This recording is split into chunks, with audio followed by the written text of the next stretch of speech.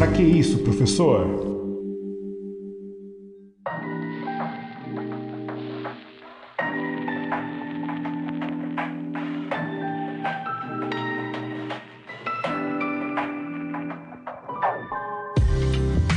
Olá, eu sou o professor William Souza e sejam bem-vindos ao Pra que isso, professor, o seu podcast de história. Hoje é um podcast também muito especial. Eu vou falar junto com uma amiga minha, a Ana Genésio. Vamos falar sobre um quadrinho super interessante, super importante, chamado Jeremias Pele. Para quem não conhece Jeremias, ele é um personagem das histórias da Turma da Mônica e em 2018 ele ganhou uma graphic novel, um quadrinho somente dele, ele sendo protagonista. Esse quadrinho ele foi feito pelo Rafael Calça e por Jefferson Costa, saiu em 2018 pelo selo Graphic MSP da Turma da Mônica, onde alguns personagens da Turma da Mônica são reinterpretados e reimaginados. Esse quadrinho ele traz algumas questões diferenciadas do que são abordadas normalmente aí nos quadrinhos da Turma da Mônica. Bom, então, logo passar aqui para minha convidada, vou apresentar a Ana. Ela é uma pessoa super legal, super importante, nós nos graduamos juntos, mas eu vou deixar ela se apresentar, vou deixar ela falar, vou chamar ela aqui para a conversa. E aí, Ana, tudo bem? Se apresente aí. Boa noite, William. Estou muito feliz com o convite para participar do seu podcast, que eu considero muito importante, uma ferramenta muito importante de disseminação de conhecimento, Tem tanta informação por aí, mas conhecimento mesmo, baseado em fontes, às vezes é difícil de encontrar, e você fala numa linguagem fácil de compreender, que prende a atenção aí da garotada. Eu acho muito, muito interessante. Estou feliz por hoje falar sobre um assunto que, enquanto pesquisa, me interessa muito e me afeta, também no dia a dia, já dando um spoiler enquanto mulher negra, Muito legal. Eu fico feliz por você ter aceitado o convite, Ana. E esse que é o intuito do podcast, trazer uma linguagem diferenciada para os jovens, não só para os jovens, mas para todo mundo que se interessa em aprofundar em alguns outros temas. Então é muito importante, Então, tanto que a proposta futura nessa temporada do podcast é de falar sobre filmes, quadrinhos, como já falei anteriormente no episódio sobre Persépolis, falar sobre coisas que as pessoas também consigam consumir também aí de maneira mais fácil de encontrar e tal, e coisas que se relacionem também com cultura pop, Então, fazer esse combo aí, história mais cultura pop. Mas, enfim, então vamos começar a falar sobre o Jeremias. Primeiro eu vou te perguntar, Ana, você já teve algum contato com esse personagem em algum momento? Não tive contato. Eu, na verdade, não lia muito os quadrinhos da Turma da Mônica. Li alguns que tinha acesso assim em escola, minha mãe não comprava muito para mim e nunca tinha nem visto esse personagem, e também não tenho muita familiaridade com quadrinhos, Mas foi bem interessante, eu achei bem atrativo. Eu acho que agora eu vou até começar a ler mais esse tipo de literatura. Ah, sim. É porque quando se fala em quadrinhos, as pessoas elas sempre entendem que quadrinhos ou é Turma da Mônica realmente, ou então é os super-heróis da DC e da Marvel, Mas aí, de alguns anos para cá, tem surgido uma vertente, com outras abordagens dos quadrinhos. Bom, então vamos tratar aqui um pouco sobre o Jeremias. O interessante notar, é que ele realmente é um personagem secundário nas histórias da turma. Ele aparece até com uma certa frequência, mas ele nunca foi protagonista, Então, analisando ali no contexto, do próprio Jeremias Pele, no prefácio do livro tem um título escrito, uma história que precisava ser contada. E aí diz assim que fala-se em corrigir uma injustiça histórica, O próprio Maurício de Souza diz que o Jeremias foi um dos seus primeiros personagens criados, mas ele nunca tinha protagonizado nenhuma revista. Então isso é bem engraçado, Porque o Jeremias, então, ele é tão antigo quanto a própria Mônica, o próprio Cebolinha, a própria Turminha, e ele nunca tinha sido o principal em alguma história, né? Então é muito interessante a gente notar essa falta de um protagonista negro, né? A gente tem ali ele na primeira leva de personagens, mas ele realmente não aparece, né, como um personagem principal. A Turma da Mônica, né, em geral, ela é uma obra de seu tempo, né? O Jeremias não ter um protagonismo anterior retrata isso, né? Retrata o que foi a história, pelo menos recente, do Brasil, esse pessoal que está agora formado, essa nossa geração, né, de 30 a mais, assim, vou colocar, e cresceu ali nos anos 80, 90, totalmente sem representatividade, né? E a Turma da Mônica, ela é anterior a isso, mas eu digo por essa época onde os quadrinhos eram tão populares, e ela é uma obra que retrata o seu tempo, né? Onde realmente os personagens negros não tinham esse protagonismo em nenhuma das mídias. Verdade. E no final desse prefácio está escrito também que será um período de mudanças e que os leitores sentirão isso nas revistas mensais, né? Eu não acompanho as revistas mensais da Turma da Mônica, mas eu posso perceber, desde que foi lançado o Jeremias Pele para cá, a inserção de outros personagens negros, né? Que a gente tem, por exemplo, a Milena. A Milena, que é uma personagem que surgiu há pouco tempo, né? Uma personagem negra e que tem um núcleo próprio. Ela tem ali os pais, né? E ela tem ganhado um protagonismo muito grande, tanto que no último filme da Turma da Mônica, né, o mais recente que saiu, o Lições, ela faz parte do centro ali também das histórias, né, da turminha, né? Então, quando fala que será um período de mudança e que vão ter mais pessoas ali, né, mais personagens negros aparecendo, a gente vê uma mudança realmente de postura, né? Não foi só o falar, né, mas realmente inserir esses personagens, né, fazer com que haja a identificação também, né, porque a gente pega os quadrinhos e geralmente a gente vê os personagens, né, brancos, caucasianos, e a gente não vê a representatividade, né? Muitas crianças negras consomem esses tipos de mídia, né? O quadrinho, elas não se viam representadas. E agora, então, um protagonismo aí maior do Jeremias, né? Que estrelou a sua graphic novel, que depois saiu outra, né, graphic novel dele também, que é o Jeremias Alma, e agora a gente tem a Milena também fazendo parte, né, sendo quase como um quinto integrante da Turma da Mônica.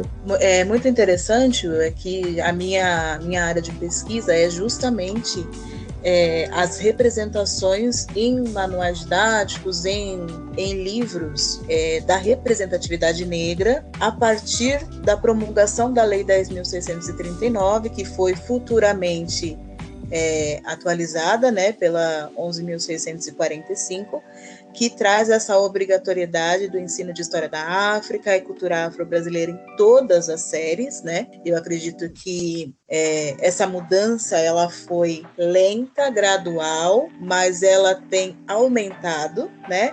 E embora seja muito importante essa representatividade, acredito que o Maurício de Souza ele também está atendendo uma demanda de mercado, né?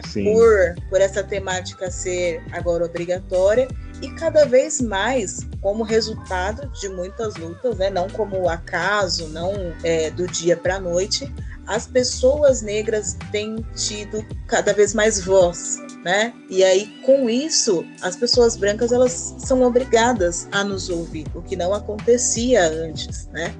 Então, é muito interessante que, sim, o Maurício de Souza, ele, inclusive, fala que é uma história que ele precisava contar, reparação, mas é resultado de muita pressão, né? Não é uma espontaneidade, mas, ainda assim, é muito importante que esses personagens sejam cada vez mais incluídos, né? Representatividade importa. Tanto que tem agora a representatividade, né, do Jeremias e da Milena, e de uns tempos para cá também o Maurício de Souza e a sua equipe eles têm incluído outros personagens, né, ditos como minoria, né? A gente tem um personagem cadeirante, a gente tem um personagem que é deficiente visual, ele está se adequando ali, né?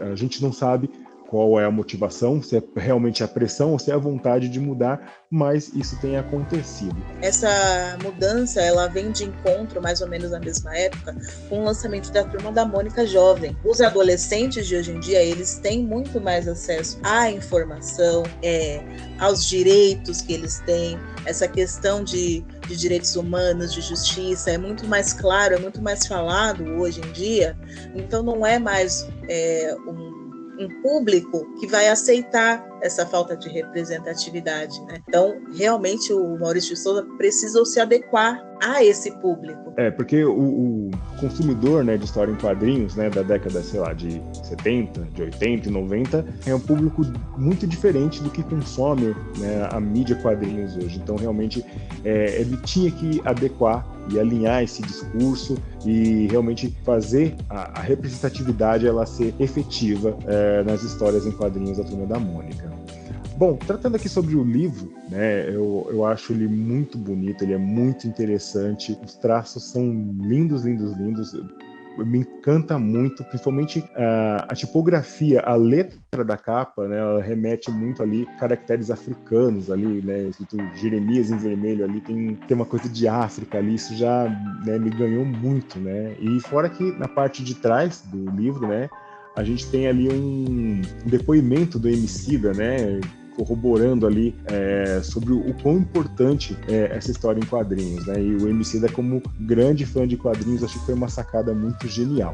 É muito, muito interessante. Bom, vamos lá. Então, a família do Jeremias é uma típica família paulistana, né? A gente vê ali que os seus pais, né, muito belos, muito bonitos, são profissionais liberais, né, no ramo de arquitetura, e é engraçado, né, que ele não tem essa identificação, né, de querer ser um arquiteto, né, como os pais dele, e o sonho dele é ser astronauta, né, é muito doido isso, né, e assim, é um sonho, assim, hoje em dia nem tanto, mas até um tempo atrás você perguntava e tinha muita criança, ainda aqui no Brasil, o Brasil não tem um programa espacial, tinha muita criança que falava que queria ser astronauta, né, conhecer o espaço sideral, né, então era uma coisa muito recorrente.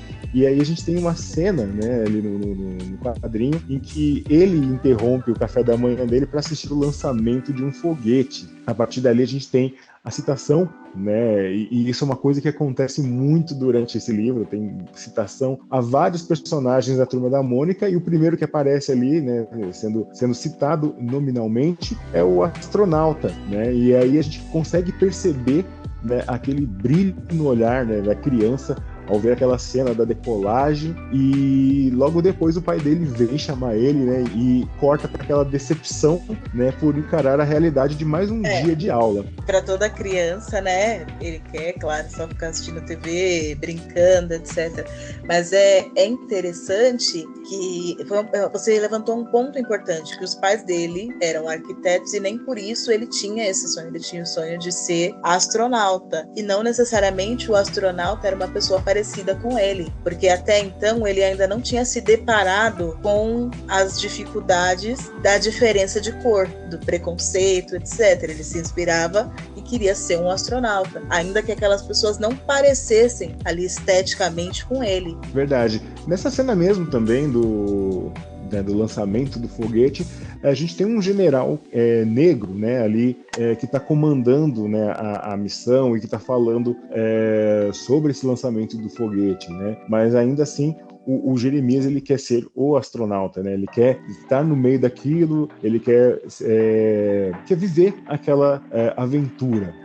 Então é bem interessante também essa visão dele. E quando corta ali, né, para a sala de aula, né, a gente vê uma sala bem diversificada, né? Apesar de que a gente não vê em cena muitos alunos negros, né? A gente vê alguns alunos negros e a maioria de alunos brancos. E assim, a gente não tem noção se aquela escola é uma escola particular, devido aos pais dele terem uma condição social melhor, né? Então a gente não consegue perceber se aquela escola é uma escola particular ou se é uma escola pública. Então talvez, se for uma escola particular, talvez explique, né, o número reduzido de alunos negros naquela sala de aula.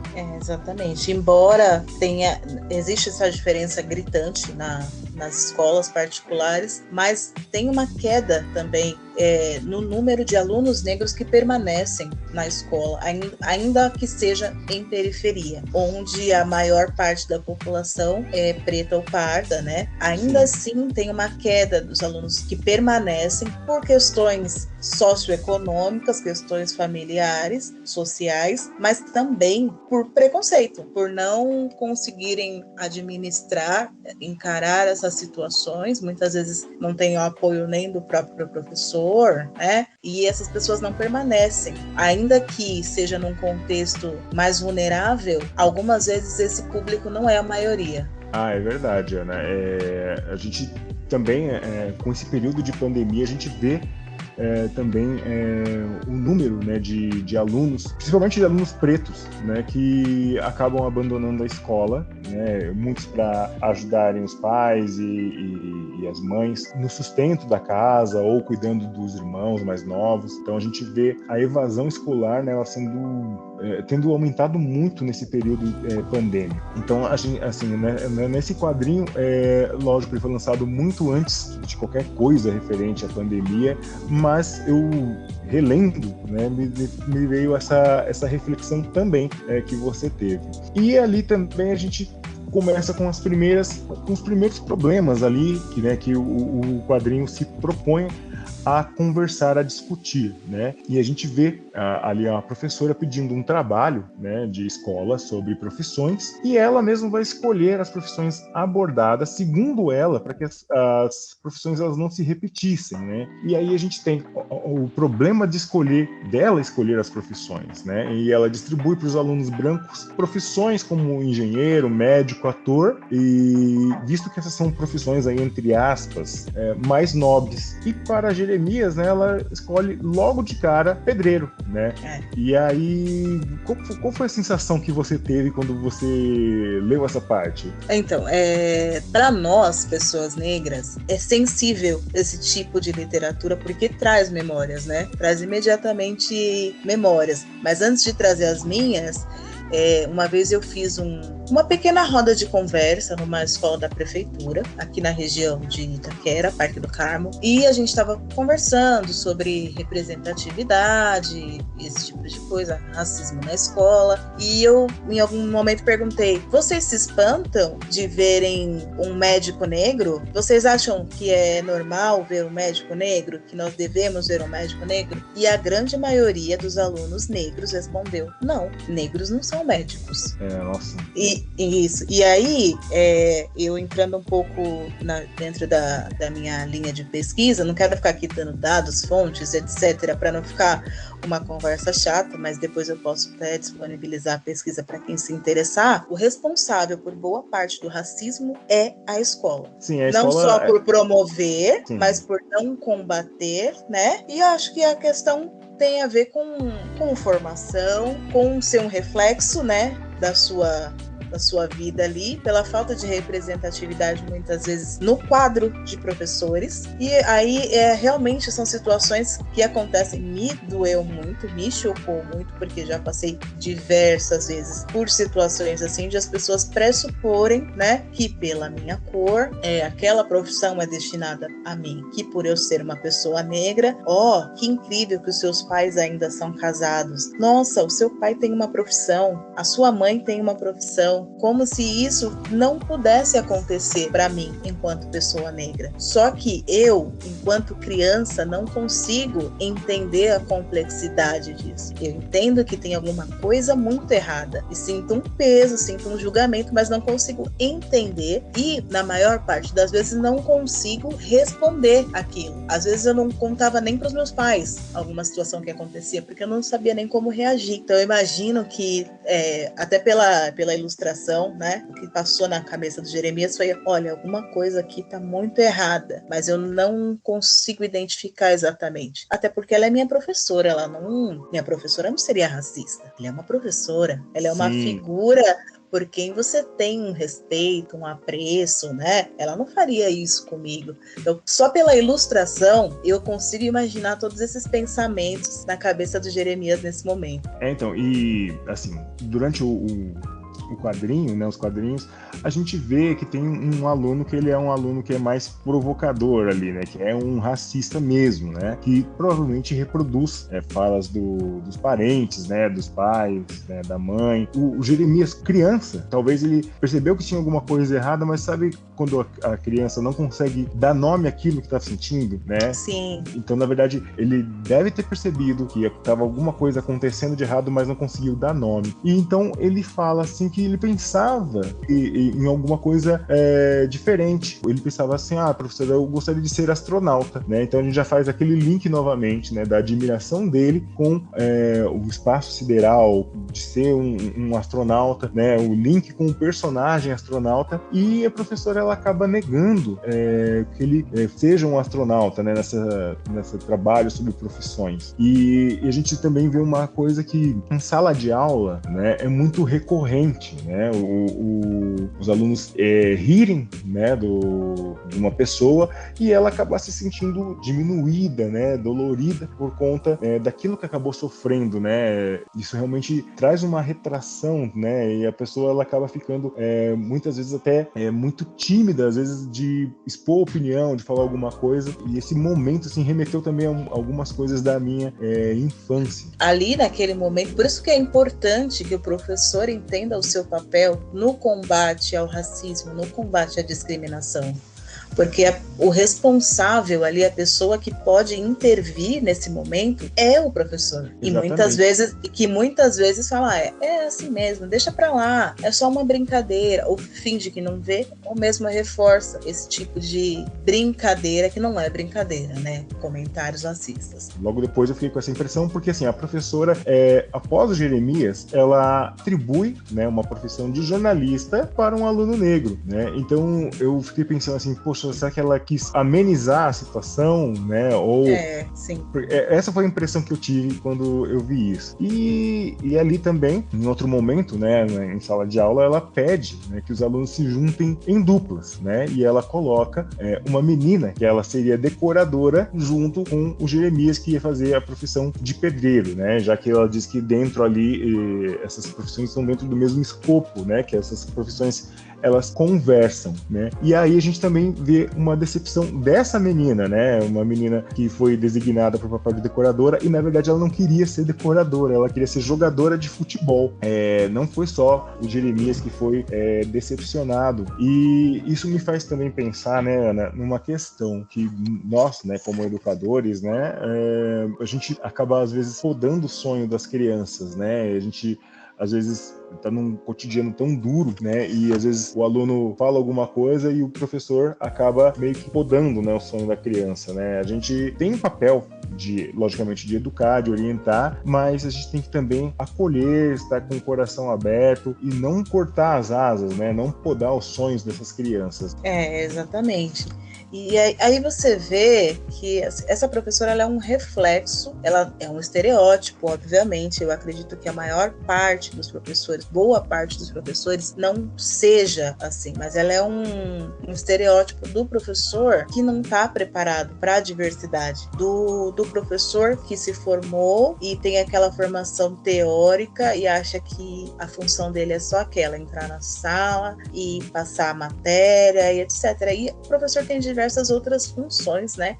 Tantos outros diagnósticos que a gente ali com contato direto pode fazer com o aluno e de repente encaminhar para outros profissionais, outros segmentos ali, que a gente identificar a necessidade, né? E isso também é função do professor. Porque, infelizmente, a gente tem um déficit no que é família ou de quem cuida, por N questões que a gente já sabe do nosso país, que a gente não vai discutir nesse momento. Mas, muitas vezes, o professor tem que fazer, sim, esse papel. E se o profissional não estiver preparado ou disposto a exercer essa função, acho que ele tem que pensar antes, né, de falar, olha, eu vou ser professor, mas quais serão as minhas atribuições? Eu estou preparado, eu estou disposto à formação inicial, mais formação continuada, porque com certeza, hoje eu trabalho numa faculdade, né, e nesse semestre nós temos uma aluna trans e alguns professores não sabiam como tratá-la, pronome, a questão de interferir se ver algum comentário preconceituoso. E só a gente está lá numa universidade, mas as pessoas estão em constante evolução, em constante mudança. E o profissional da educação, o professor, ele tem que estar disposto a também passar por essas mudanças, né? Porque a geração passada não é igual a essa, e a próxima também não vai ser igual. Ela vai mudar e a gente tem que mudar com ela, porque a gente tem que saber lidar com pessoas. Acho que a educação é isso, é você saber e gostar de lidar com pessoas. A parte teórica, você estuda, você lê, você faz um curso. Agora, saber lidar com pessoas ali é fundamental e é uma coisa que não se aprende. Gostar de lidar com pessoas é uma coisa que não se aprende. Eu acho que daí que vem o dom do professor, né? Verdade, né? A gente que está em sala de aula, né? A gente lida com diversas questões de gênero, né? Questões sobre o feminismo, sobre sexualidade, questões raciais. O papel do professor hoje engloba várias questões. Muita gente pensa que o professor ele é somente um dador de aula, né? Como disse um professor nosso, né? E não é um dador de aula, né? O professor ele acaba abarcando ali diversas coisas, né, diversas questões que a gente vai tratando, né, durante o período de aula, né, e muitas vezes a gente acaba se envolvendo muito, né, em várias coisas, né, eu já tive vários casos que foram relatados para mim, vários casos mesmo, né, de alunos que estavam com problema em casa. Então é isso, né, como você falou, tem que saber lidar com a realidade de cada um deles. E a gente avançando aqui um pouquinho, como eu tinha falado anteriormente, a gente tem um aluno, né, o nome dele é João, que ele acho que é um dos piores personagens da história, mas eu vejo que esse personagem ele reproduz as piadas racistas que ele vê os adultos contando e acaba proferindo diversas vezes, né? Que nem uma das primeiras manifestações dele, né, no livro foi quando o professor escolheu o outro aluno, né, negro, para fazer o papel de jornalista. Ele faz uma piada, né, referente ao nariz desse aluno, né, fazendo referência ao fenótipo desse aluno. Perdão, a gente vê diversos momentos desse aluno João sendo realmente um boboca, né, fazendo comentários até sexistas, né. Tem uma cena do campinho de futebol que eles estão jogando bola. A menina, né, que queria ser jogadora de futebol, ela tá arrebentando. Parece que ele leva um drible ou um chapéu. E ele fala assim, mas não era pro neguinho ser bom de bola? Então, condicionando a questão negra a ter destaque apenas e desempenho apenas no esporte. E em outro determinado momento, ele chama o Jeremias de trombadinha e empurra, né, o Jeremias para começar uma briga, né? E aí eles começam a brigar, né, obviamente, e ele solta uma frase terrível, né? Aliás, um amigo dele diz uma frase terrível, dizendo assim, é pro neguinho esfregar o chão e não para você esfregar com ele, né? Então, sabe, coisas assim pesadas, né? Então, num outro momento também, ele faz um bullying, né, com o Jeremias, uma outra fala racista. Ele fala que o cabelo do Jeremias é tão duro que é o próprio capacete. É o próprio capacete. Isso, do astronauta, né? E eu me lembro que quando eu era criança, eu ouvia muitas dessas coisas também, por ter um cabelo mais crespo. Muita gente falava que o cabelo era ruim, fazia brincadeira com o tamanho do nariz, com o tamanho dos lábios, né? Então a gente ouvia muitas dessas coisas, né? E aí tem uma outra questão que eu levanto também, é que pessoas, né, que viveram ali os anos 80 e 90, né, como a gente, falam assim, mas eu ouvi tal coisa e não fiquei mal, não tenho depressão, não tenho isso, não tenho aquilo. Mas cada pessoa é uma pessoa. E naquele período, né, anos 80 e 90, eu não diria que a gente não era informado, mas a gente não tinha condições de se impor, né? A gente não tinha como se impor, né? E hoje, graças a Deus, as informações elas chegam, as pessoas se fortalecem, né? E elas conseguem barrar esse tipo de, entre aspas, aí, brincadeira, que são, não é brincadeira nada, é de um mau gosto terrível. Eu acho que desse personagem, o que eu acho interessante dele é que a gente ia avançando, mas ele tem um arco de redenção, né? Especialmente depois que ele, já acelerando, mas especialmente depois que o Jeremias fala algumas coisas, né, lá futuramente, que a gente vai chegar, que mostra que ele realmente estava reproduzindo o quanto a gente falar sobre diversidade na escola, falar sobre racismo, trazer a diversidade para a escola, pode mudar, especialmente uma criança. Claro que o que ele falava era muito pesado, e para uma criança não tem diferença, assim. Ele não sabia, vai magoar, né? Vai acabar magoando. Mas essa transformação, ela é mais possível ainda quando é uma criança. Sim. Porque ela vai reproduzir ali o que ela está ouvindo, né? E ficou muito claro que realmente era isso que acontecia. Ele estava reproduzindo, sabia que magoava, mas talvez achava, é assim mesmo, ou, ninguém me disse que é errado, meus pais falam isso sempre, esse tipo de coisa. Sobre as pessoas que dizem, na minha época acontecia isso e hoje eu não tenho depressão, eu não tenho nada, não tive.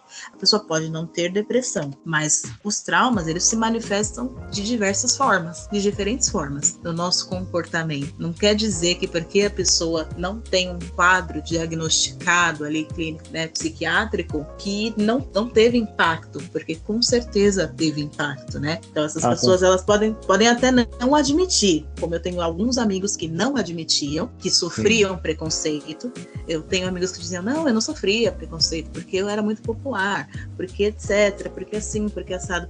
E conforme o aprofundamento das discussões, né, de questões que são levantadas na mídia, etc., a gente vai conversando cada vez mais, elas começam a saber, olha, realmente, eu era preterida na escola, realmente eu ouvia tal comentário, né? Então, é muito importante que hoje a gente tenha essas informações e consiga conversar, consiga discutir para saber como responder. Primeiro, para saber quando está sofrendo uma violência e depois para saber como reagir, porque a reação, na verdade, ela varia muito, né? Ela não é uma reação padrão, porque ela atinge as pessoas em momentos diferentes, né? Ela atinge de formas diferentes, mas pelo menos você conseguir entender que você está sofrendo uma violência, que aquilo ali não é certo, que aquela pessoa não deveria te falar isso, que isso não deveria ser um problema, seu cabelo não deveria ser um problema, a cor da sua pele não deveria ser um problema. Perfeito, Ana. Eu assino embaixo essa sua fala. E também a gente tem um outro momento, né, quando esse aluno, né, o João, ele faz esse tipo de comentário, né, fala pro Jeremias não se perder no lado escuro da lua, e aí tem um amiguinho do Jeremias está perto e ele dá uma risadinha, né, e aí ele fala assim, ele tenta amenizar, né, falando assim, não, né, deixa pra lá, é só brincadeira, né, você é moreno, né, então tentando diminuir a negritude do Jeremias, né, e quando a gente fala sobre essas questões, né, raciais, que as pessoas fazem piadas, né, com o nosso fenótipo, né, com o nosso nariz, com o nosso cabelo, e a gente reclama, tem um tipo de pessoa que sempre tenta utilizar esse tipo de argumento, né, falando, não, mas você não é tão negro assim, né? E eu acho que toda vez que a pessoa fala isso, ela acaba, sabe, realmente diminuindo a minha negritude. Por mais que, por exemplo, a pessoa seja um negro de pele clara, né? E que a pessoa fala assim, mas você não é negro, você é moreno. Eu acho que essa frase, ela é terrível, sabe? Ela machuca também tanto quanto o racismo escancarado, sabe? Porque representa uma palavra ali velada, né? Ele tá te diminuindo quanto negro, né? Então, isso para mim dói tanto quanto o racismo escancarado. É como se a pessoa, ao mesmo tempo, amenizasse, entre aspas, a sua negritude, amenizasse ali a sua dor, né? Então, não, você não precisa... isso aí é verdade, mas você não precisa se preocupar. Como eu já presenciei em muitos momentos na infância, alguém fazendo o que eu chamava de bullying, mas hoje eu sei que é racismo, com um colega meu, sei lá, que era negro, falando vários termos pejorativos, né? Nescau, etc. Quando eu me ofendia, diziam, não, mas a gente não está falando de você, a gente está falando dele, como se ele fosse negro e eu não, né? Essa é uma situação que acontece. E nesse caso do amigo do Jeremias, outra coisa que me chamou a atenção é que muitas vezes, claro que no caso da criança, inconscientemente, as pessoas querem ter um amigo negro de estimação. Verdade. Né? Para dizer, olha, não, eu não sou racista. Esse meu amigo aqui até é negro, mas as pessoas precisam entender a profundidade de você ter um relacionamento, de você ter uma amizade com uma pessoa negra. Você ter uma amizade com essa pessoa, se relacionar, implica em você ser antirracista, implica em você defendê-la em situações de injustiça, porque como a gente falou anteriormente, a resposta ela não é padrão, porque você não sabe como aquela ofensa vai te atingir num dia. Talvez você não esteja preparado, mas uma pessoa branca que se diz ali seu amigo, seu aliado, você espera que ela te defenda, né? Mas o amigo ali, ele deu aquela risadinha e depois tentou amenizar porque ele não queria ficar mal com um e nem com o outro. Sim. Mas nem por isso ele não concordou com um, nem concordou com o outro. Ficou ali no meio termo. Ficou em cima do muro, né? Tem uma referência nessa história, né? Algumas referências que eu achei super interessantes, né? Principalmente na cena do museu, a gente tem reproduções de quadros de artistas negros, né? Deu uma pesquisada, aparecem quadros de Horácio Ora e José de Andrade, né? Na cena do museu. Isso eu achei muito legal, né? Os autores terem inserido, né, esses artistas negros, né, na cena do museu. Então eu acho que é bem legal. E tem um outro momento também, eu não sei se você chegou a reparar, com certeza sim, tem uma cena que os pais do Jeremias estão andando com ele na rua, né, e eles estão passando em lugares aqui de São Paulo e veem ali a estátua de Zumbi, né, e a estátua da Mãe Preta, né, que estão localizados ali no lago, na Praça do Paissandu e na Praça Antônio Prado. E eu achei muito interessante, porque realmente tem as representatividades, né? E a gente às vezes passa por esses lugares e a gente, na correria do nosso dia a dia, a gente não para perceber isso, né? De ter essa identificação, ter essa referência de força e de resistência, né? Exatamente. E outra coisa que mostra também um trabalho de pesquisa excelente por parte dos autores, né? Porque às vezes a gente fala de inclusão e a gente pensa que é só incluir aquela pessoa. Vamos incluir aqui um personagem negro num universo totalmente branco. Se é a história de um personagem negro, as coisas ali que o cercam, né? A cultura, ali o seu dia a dia, o seu círculo, também tem que ser representado. Eu achei isso muito, muito importante, um trabalho de pesquisa brilhante por parte dos autores, né, que não colocaram um personagem negro ali de paraquedas, não se preocuparam com o entorno, com o cenário. Eu achei isso muito importante, mas o que você falou também é interessante, que às vezes, a gente muitas vezes na correria passa despercebido, mas eu acredito que também por essa questão de não serem monumentos altamente conhecidos. Por quê? Porque a gente não é apresentado a eles muitas vezes na escola, porque a gente não vê na televisão e é muito difícil, hoje em dia já é um pouco mais fácil, inclusive graças a essa lei que a gente mencionou no começo, 10.639, que você tenha menção de elementos positivos da cultura afro-brasileira na escola, né? Então você crescia sem saber. Depois, assim, de adulto, adolescente, é que você começava a se apropriar da sua história em alguns momentos, né? Tem gente que até agora não conseguiu tornar-se negro, se apropriar da sua história, né? Eu acho que por isso que passa, assim, se você pensar, nada contra, inclusive gosto, se você vê o Beco do Batman, se você vê o Bairro da Liberdade, sim, que também tem as suas contradições, não vamos entrar nessa questão hoje, mas você relaciona na hora, você tem vontade de ir, porque você vê sempre, né? Por isso que eu achei muito importante essa representatividade, para que a criança negra ou a criança que tem interesse em diminuir essas tensões, ela veja e fale, olha, o que é isso aqui? Poxa, quero ver. que significa? Ela tem que ver para se interessar, tem que ser mostrado a ela, né? A criança, ela não tem ainda as ferramentas para fazer a sua pesquisa de uma forma tão autônoma, né? Tirar assim do nada, olha, vou pesquisar agora artistas negros. Vai ser muito difícil se ela não tiver uma provocação que ela pesquise isso de forma autônoma. Por isso que tem que ser mostrado cada vez mais. Eu achei isso muito interessante nesse livro e eu espero que seja referência para futuros, né? Que não é só colocar um personagem negro. Olha, estamos sendo inclusivos porque nós colocamos aqui um personagem negro. Estamos sendo inclusivos porque nós colocamos aqui um personagem cadeirante. E aí tem um personagem cadeirante, você coloca o cadeirante aonde? No meio do campo de futebol, você coloca o cadeirante em contextos onde nem acessível seria aquele lugar para ele estar, né? Então é importante pensar todas essas questões, né? De realmente incluir a pessoa e o contexto dela, né? Sim. E outra coisa que eu estava pensando agora que, né, você estava falando também, porque assim, essas estátuas, né, provavelmente elas, muitas pessoas até passam por elas, né, e tipo assim, desconhecem, né, porque quando se fala em São Paulo, geralmente mostram as estátuas dos bandeirantes, né, dos colonizadores, mas dificilmente, eu realmente nunca me lembro de ter visto alguma propaganda sobre essa estátua da Mãe Preta ou a estátua do Zumbi, né, e estão em lugares de fácil acesso em São Paulo, né, então curioso pensar nisso, né, então realmente eu fiquei muito feliz, né, dos autores terem colocado essas referências dentro da obra, né, e pessoas que estão em São Paulo e que leram um livro que possam ir lá, possam conhecer, possam fotografar essa parte importante da nossa história.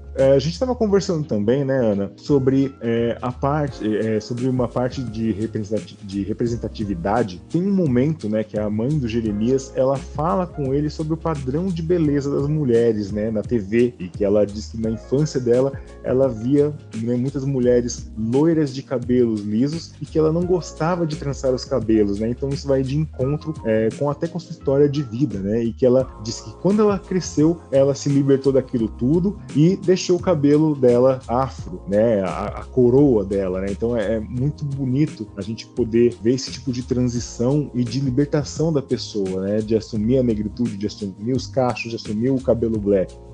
Eu conversei com você hoje mais cedo. Quando eu era criança, eu sabia que tinha que alisar o meu cabelo, mas não sabia o porquê. E isso porque a minha mãe alisava o meu cabelo, porque a mãe dela alisava o cabelo. Sim. E isso foi tão embutido no pensamento da minha mãe, que não teve as informações que eu tive, que eu e a minha irmã tivemos, que até hoje minha mãe fala, olha, eu vou morrer alisando o meu cabelo. E não é por uma questão de gosto, é por uma questão de que tem que ser assim. Pessoas negras têm que alisar o cabelo. Ou seja, isso se manifestou no modo de vida delas de uma forma, não necessariamente com um quadro de depressão ou de ansiedade, mas sim interferiu. Tudo que acontece na nossa vida tem um reflexo direto no nosso dia a dia. É a questão de conhecer, se apropriar da sua história, né? Eu também tive essa história parecida, como boa parte das meninas. Eu não vou nem falar dos anos 80, porque eu nasci ali no finalzinho, né? Mas nos anos 90, a gente não tinha representatividade alguma. Eu lembro que toda criança negra, menina dessa época, vai se identificar com você brincar que você é uma cantora e colocar uma toalha na cabeça para ser o seu cabelo comprido e liso, porque era Sim. o que a gente via na televisão, né? E ninguém questionava. Eu não lembro ninguém assim do meu círculo ali social, meus pais, eu não lembro de ninguém questionar. Poxa, as paquitas são todas loiras, todas as apresentadoras são loiras. Essa não é a representação do Brasil, né? Nas novelas, as pessoas negras são sempre os empregados, só são protagonistas se for uma novela que trate de escravidão. Então não tinha, né, um questionamento. À medida que você vai obtendo informação, se apropriando da sua história, realmente a transição capilar, que parece uma coisa simples. Inclusive, depois eu vou deixar uma indicação com você de um trabalho de uma psicóloga incrível que fez sobre cabelo é um documento, né? Algo desse tipo. Eu vou confirmar o nome do trabalho dela, mas é uma mudança de dentro para fora, né? Algo que transparece é você tá assumindo o cabelo crespo, etc. Mas por dentro você está se apropriando da sua história. Isso é uma revolução que não tem volta. E é muito importante porque você é pai hoje, né? E Sim. Eu sei que você e a sua esposa também têm acesso a essa informação, também se apropriaram. Então, você tem essa informação mais clara para passar para sua filha, que vai ter mais informação ainda, e assim sucessivamente, né? Então, é muito importante que tenha sido quebrado esse ciclo de é assim mesmo. Eu lembro de quando eu era adolescente, nas Sim. revistas dizia assim, olha, um batom novo da Avon, revista toda teen, revista atrevida, batom novo da Avon, vermelho, lilás, roxo, aí tava lá, dica, pessoas negras, gloss, porque eu não podia usar cor, pessoas negras não podem usar cor na boca, porque é demais, vai chamar muita atenção.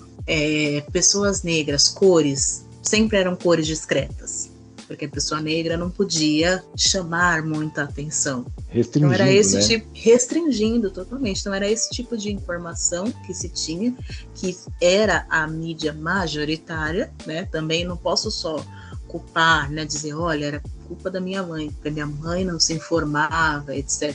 Minha mãe se informava como uma dona de casa normal da época dela, através da televisão, através do rádio, de revistas.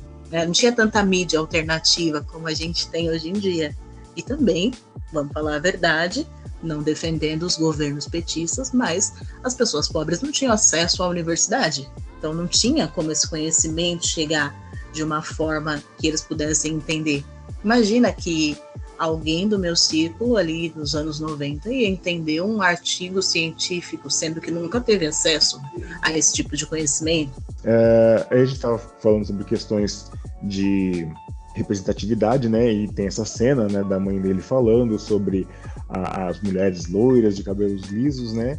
E logo depois, né, eles estão passando ali na praça e o Jeremias passa numa banca de revista, né, com um homem negro na capa, que é o homem negro, né, o mesmo sargento, o comandante que estava no lançamento do foguete, né, no comecinho da história, né, e ele se vê, né, naquele cara, e tanto que ele vai do barbeiro e pede um corte de cabelo igual do homem da revista, né? Então é muito feliz isso, né? Ele vê várias revistas com várias pessoas brancas e ele vê uma revista com um homem negro, se identifica e pega, né? E pede ali para cortar o cabelo igual. E andando mais um pouquinho, né, para frente da história, a gente tem alguns momentos que são, para mim, né? São uns momentos bem marcantes, são momentos chave, né? Da história. Acho que um primeiro momento, né, que também ele vai linkar tudo, né, na história, né, que a gente tem o Jeremias brigando com o aluno, né, com o João, sendo levado à diretoria, e ao mesmo tempo que isso acontece, né, o pai do Jeremias ele é parado, né, pela polícia na rua, trata ele de um jeito assim terrível, né, chega a dúvida da profissão dele, joga os papéis, né, de arquitetura dele no chão. E a gente vê ali um resquício até de ditadura, né? E também um resquício da lei contra a vadiagem, né? Onde você está andando na rua e você tem que apresentar uma carteira de trabalho para dizer que você é trabalhador, né? Isso acontecia muito durante a ditadura, né? A gente ouvia os nossos pais falando que tinham que andar com a carteira de trabalho, e se a polícia passasse, você tinha que apresentar, né? E até indo um pouco mais além, né? Ali no comecinho do século XX, pouco após ali a abolição da escravatura, tinha a lei da vadiagem, né? Quando as pessoas elas acabavam sendo presas justamente por não terem um trabalho, né? Mas que tipo de trabalho? Às vezes estava fazendo algum outro tipo de trabalho, ou braçal, ou fazendo vendas, e a polícia, ela arbitrariamente pegava e levava essas pessoas. Ou então quando tinha um encontro de sambistas, né, rodas de capoeira, a polícia chegava e levava, né? Então eu vejo muito nessa cena resquícios, né, dessas leis, né, da ditadura e resquícios dessa lei contra a vadiagem. O Brasil, ele não resolveu ainda o seu passado com a ditadura, né? Outros países que já resolveram essa questão, como o Chile, puderam seguir em frente, né? Mas o Brasil, ele ainda ele traz as rupturas, mas também as continuidades desse período, que são muitas, né? A polícia, ela é uma espécie de continuidade, tendo passado de lá, se a gente vier de lá, do Capitão do Mato, é claro que é um outro contexto e é anacrônico, mas passando pela ditadura até o que a polícia militar é hoje, a gente vê ali uma continuidade nos métodos, né? Sim. Uma continuidade no tipo de abordagem, no padrão que eles consideram como suspeito, ainda que o agente que ele esteja abordando também seja negro, né? Mas é a ideia da corporação de realmente combater. Então, porque nessa abordagem são muitas das coisas que nós, né, homens negros, a gente sempre ouve falar, né? Olha, anda sempre com o documento, se você comprou alguma coisa, anda com a nota, porque né, a gente nunca sabe o que pode acontecer, né? Então, são aquelas coisas que são passadas, né, de pai para filho, né, para tomar cuidado, falou com você, responde só o básico, coloca a mão para trás, né? Não faz movimentos bruscos, né? Exato, não faz movimento brusco, não olha com cara feia. Então, sabe, vi filmes passarem na minha cabeça, né, que já aconteceram comigo quando eu vejo essa cena. E também, né, em seguida a gente tem também um diálogo, né, entre pai e filho, onde eles estão conversando sobre a questão da briga do Jeremias na escola, e tem ali um conflito, né, muito grande, né, e o pai dele tem uma explosão, né? Expõe, né, todas as coisas que ouviu e suportou por ser negro, né? E diz que ele tem que criar, fala assim, Jeremias, você tem que criar uma casca. Esse diálogo, para mim, ele é muito, muito impactante, sabe? Ele acho que é um dos diálogos mais fortes que eu vi em quadrinhos nos últimos tempos, né?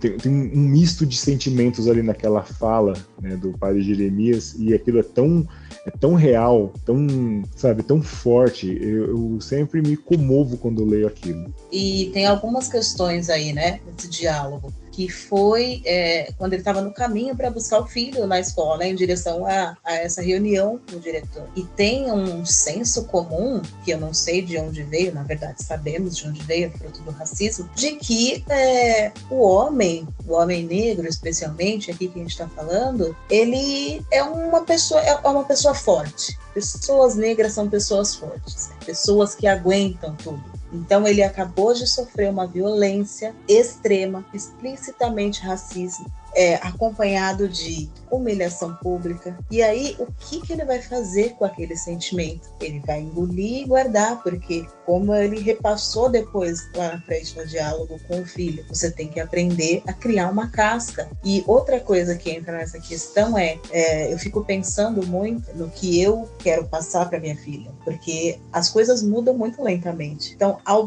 passo que aquele homem já era um homem desconstruído, né? Era um profissional liberal de arquitetura, aparentemente com a mente bastante aberta, e na hora que ele sofre aquela abordagem policial, a mente dele, eu acredito, né? Imagina aqui da minha visão de leitora, que entra num conflito, né? Olha, estou ensinando para o meu filho seguir por esse caminho, mas olha, parece que o que meu pai falou para mim no passado está acontecendo ainda agora. Então, o que eu vou passar para o meu filho? Eu vou passar que ele pode responder, reagir? Ou eu vou passar que ele tem que engolir como eu engoli para chegar onde eu cheguei hoje? Eu acho que esse conflito geracional, esse conflito de será que está valendo a pena, que é uma coisa que passa pela nossa cabeça sempre, porque todos os dias a gente é bombardeado por notícias, todos os dias a gente, que é negro, a gente vive esse preconceito. Então eu acredito que tenha havido um conflito muito grande na mente do pai dele. E aí, somado a todo esse sentimento que estava guardado ali do acontecimento recente, gerou toda aquela explosão, né? no diálogo que ele teve com o filho, que foi realmente muito forte. E eu não posso invalidar as palavras dele ali, por ter esse conhecimento prévio do que ele passou e desse conflito que deve ter gerado na mente dele. Eu não tenho como invalidar as palavras dele para o Jeremias, porque não que os nossos pais dissessem algo porque não quisessem o nosso bem, porque foi assim que eles conseguiram sobreviver e não conheciam uma outra forma, uma outra alternativa que funcionasse. Porque você é negro, Jeremias. Se você for briguento, não vão dizer que você foi provocado. Se não entender algo, se disser alguma coisa errada, vão dizer que é porque você é negro. É assim que as coisas são. Você vai ter que ser 2 vezes mais paciente. Se não for 2 vezes melhor, nunca vai ser tratado como igual. Vai ter que endurecer, filho. Criar uma cascadura, entendeu? Verdade. E a gente vê, né, o arrependimento depois, né, do pai de Jeremias, que ele realmente percebeu que ele foi duro com as palavras, né? E aí a gente tem toda na sequência, né, a cena do pai e da mãe de Jeremias, né, indo conversar com o filho, falar sobre representatividade. Então esse foi um momento, né, que eu acho muito chave, né, na história. E também a gente tem o andamento ali, né, da apresentação na sala de aula. A mãe do Jeremias, ela ajuda, né, ele a conseguir as ferramentas de pedreiro, né, o uniforme de pedreiro, pega emprestado do avô e vai trajado, né, como pedreiro na sala de aula, e ele lê a redação. Ele faz um discurso que ele é muito bonito. Ele começa a falar alguma coisa referente ao herói que ele gosta, Capitão Meia-Noite, que é o Guardião da Meia-Noite, né? Ele começa a falar sobre isso e a professora interrompe ele e fala: não, mas não é sobre isso que eu quero que você fale na redação. E aí ele começa a desenvolver e falar com ela sobre diversas sobre profissões, e ele fala assim coisas nessa redação que para mim impactam bastante.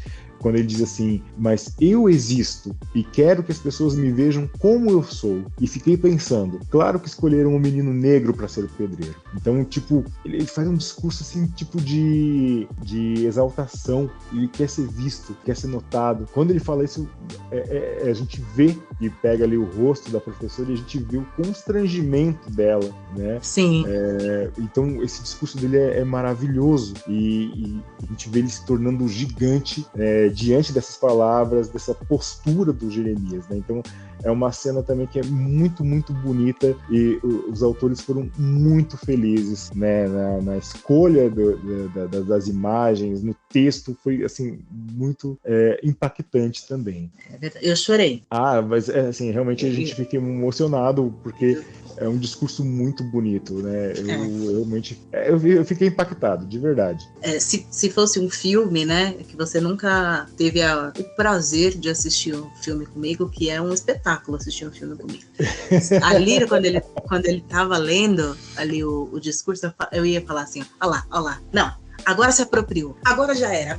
Vai lá, Jeremias. É isso aí, ó lá. Não, agora ninguém segura. Agora ele entendeu tudo.